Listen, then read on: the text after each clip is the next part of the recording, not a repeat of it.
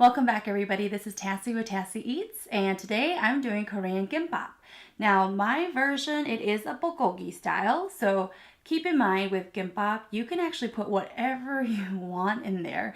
You know, a lot of people, they put tuna in here, tuna with mayo. They also put Spam, imitation crab legs, so it's really going to be up to you. Some people also use like pork belly, and I just did bulgogi style, and it was a quick bulgogi style. And then if you watch my cooking video on how to make this, I'll also show you how I did that.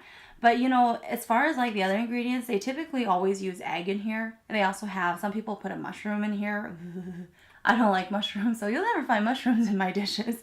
And then they also put like this pickled radish of theirs. And I'll show you an image of that in the cooking video too. And then there's like sauteed carrots and spinach. But I know some people, like in the summertime, sometimes they don't use spinach, especially if it's really hot. And so what they would do is they would use cucumber. So it's entirely up to you what you prefer. And this is 3 rolls that I made, and I cut them all up. And let's go ahead and get started. Okay. And you guys can see here, maybe, sort of. It's like a perfect combination of everything. And I'm using sriracha sauce to dip into. Most of the times, I know like some Koreans, they don't eat this with a dipping sauce because everything inside of it is supposed to be perfect where you don't need anything else on top of it. And then other times, I know like in America and a lot of the restaurants, it'll come with a side of soy sauce with sesame seed and everything. I don't like that dipping because it's very salty. So I just use sriracha.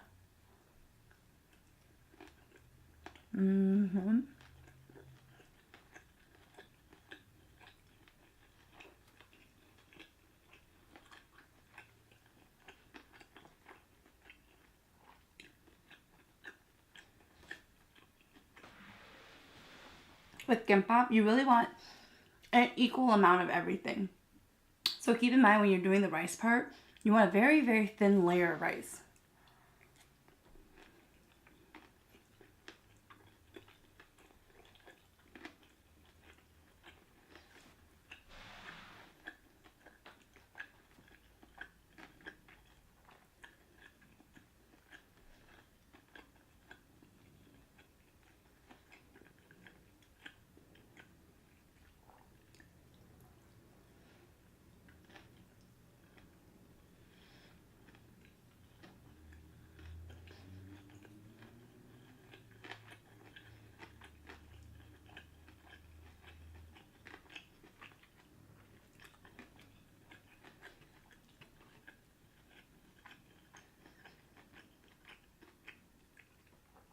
And Gimbap is really easy to make at home.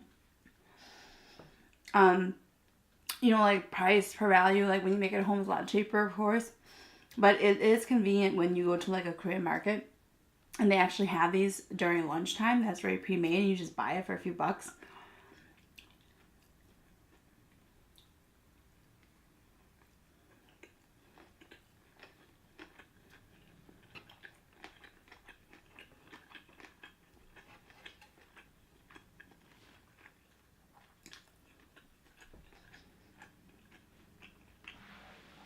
I used to work near this Korean market. So during lunchtime, I would always go there. And it's in St. Paul off of Snelling, Kim's Grocery. And I used to always go there to get their Gimbap. But then last time I heard that they don't do it anymore during lunchtime. But you had to go really early or else they were always sold out in their Gimbap.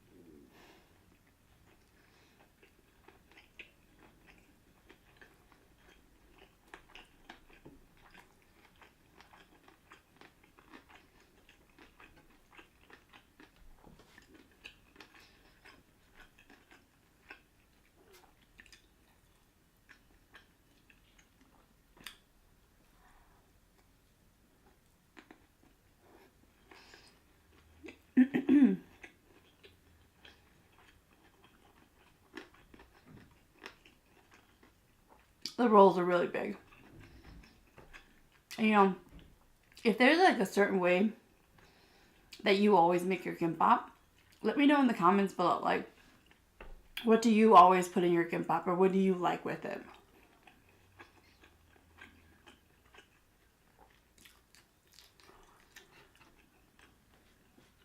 I'd have to say that, you know, bulgogi is my favorite way, only because I like beef.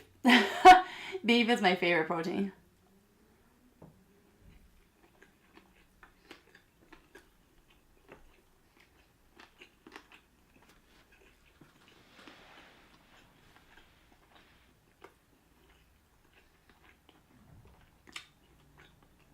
But you know, rotisserie chicken would be good in here too.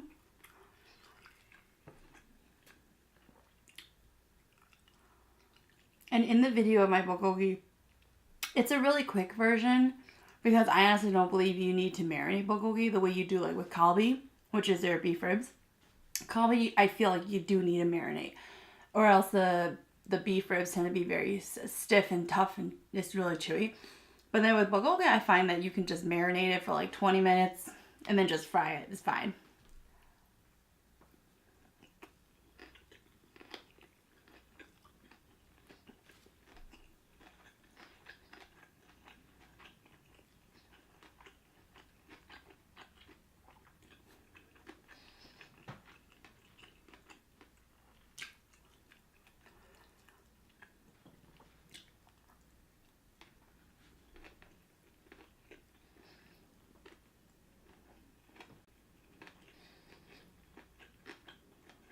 Okay, sorry about that. My camera ran out of memory.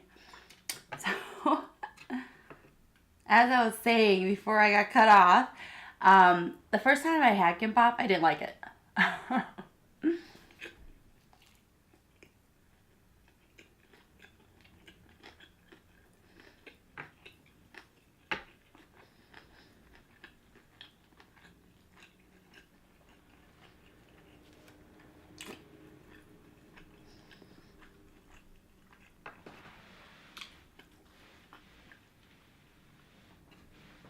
I was really young the first time I had it.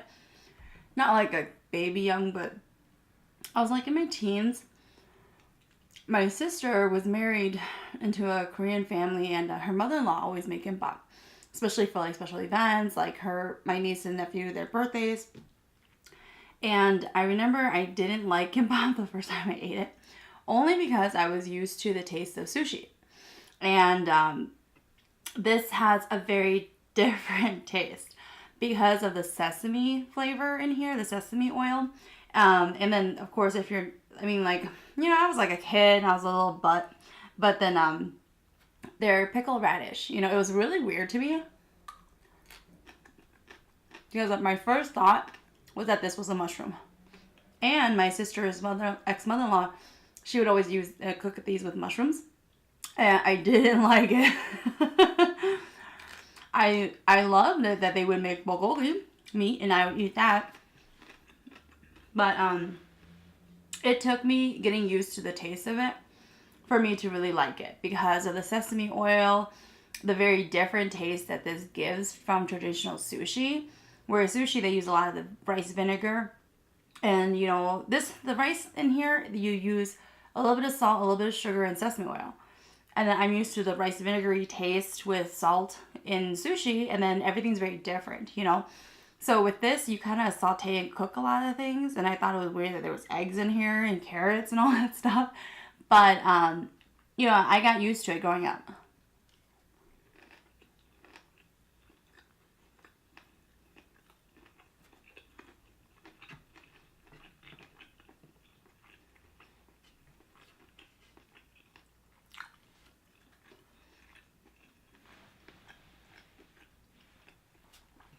And this pickled radish here, for anybody wondering, because it's yellow, this actually comes in a tube. Different stores will sell it differently. Normally it comes in a tube where it's like, it's the whole radish, okay? And then sometimes what they do is they actually cut these into the long strings for Gimbap.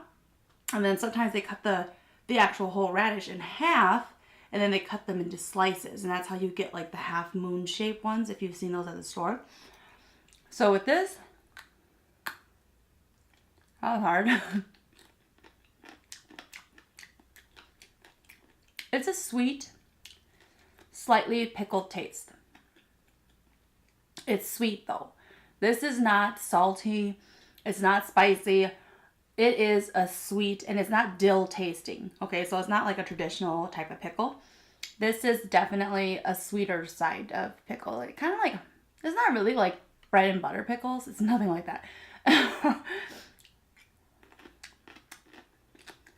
And it's crunchy, but it's a sweeter, slight, like lightly sweeter kind of taste.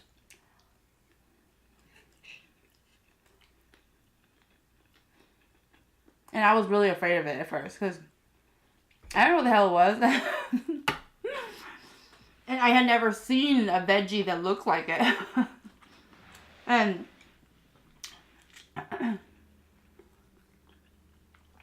I've seen how they make this. Actually, they use the whole kimchi radish. And I have seen them make it, but I myself have never made it myself. I've always bought it at the store.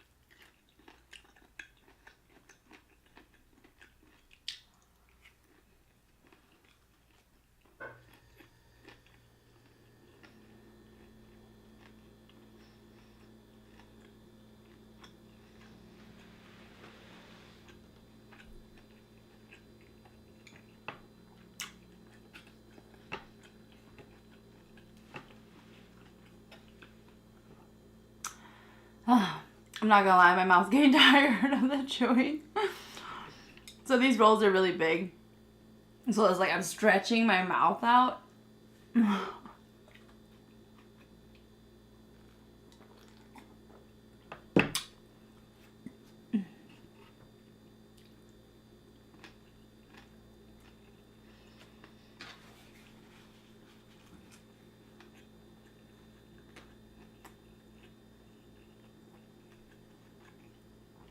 Yeah, you want a really thin layer of rice with this.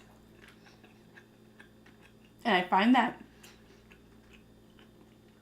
when you roll it, the sesame oil in the rice, it makes it so much easier to like spread it out compared to sushi rice.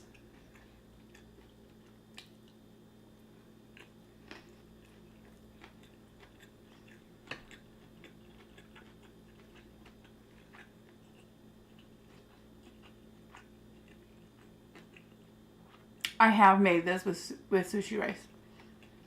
Like, this is all short grain rice. But when I say sushi rice, I mean like putting in the vinegar of rice vinegar. It was fine. I didn't find that it changed the flavor too much, besides giving the rice more of a sour tang.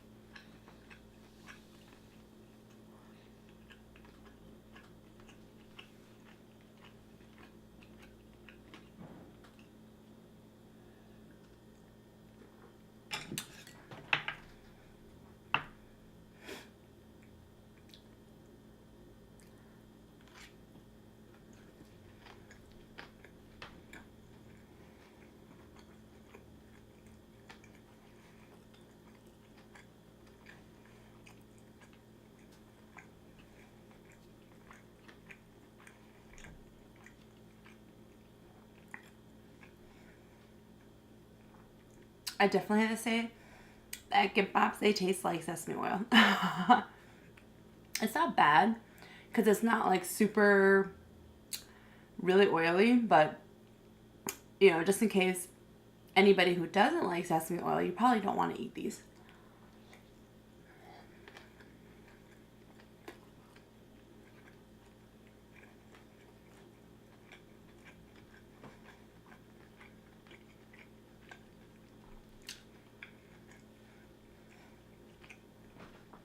And this one is stuffed perfectly.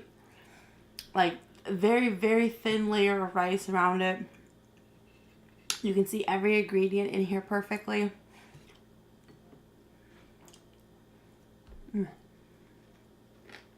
Mm-hmm.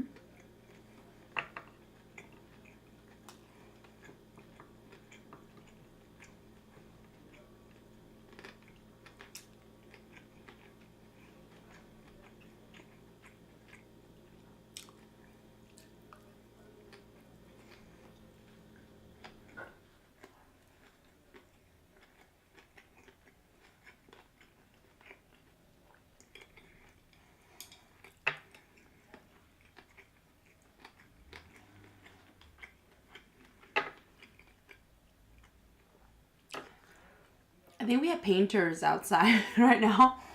I can hear them. Someone had moved out of my apartment and they've been remodeling the kitchen and everything.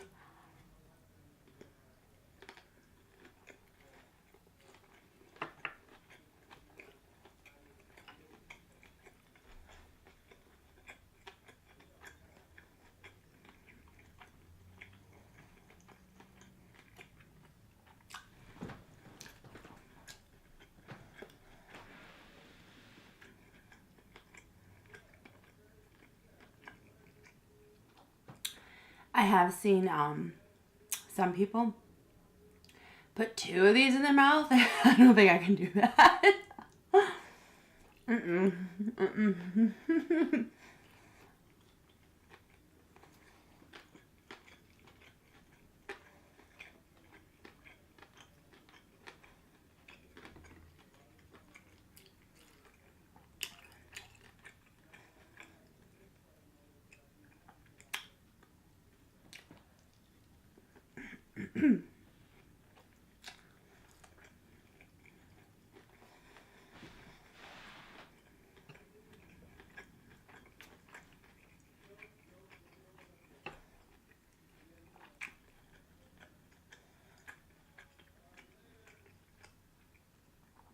And I'm almost done.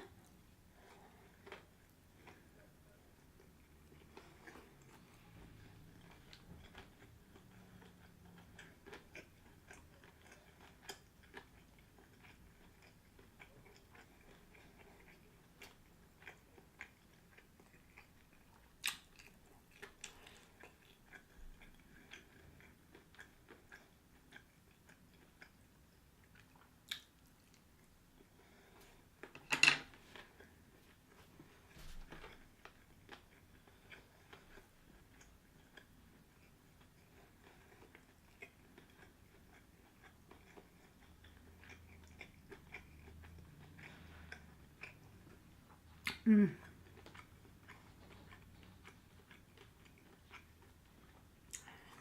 Even though at first I didn't like Gimbap, absolutely love them now.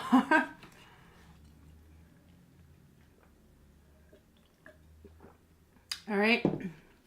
That's it for this episode, everybody. Don't forget to check out how I made the Gimbap rolls in case you're interested.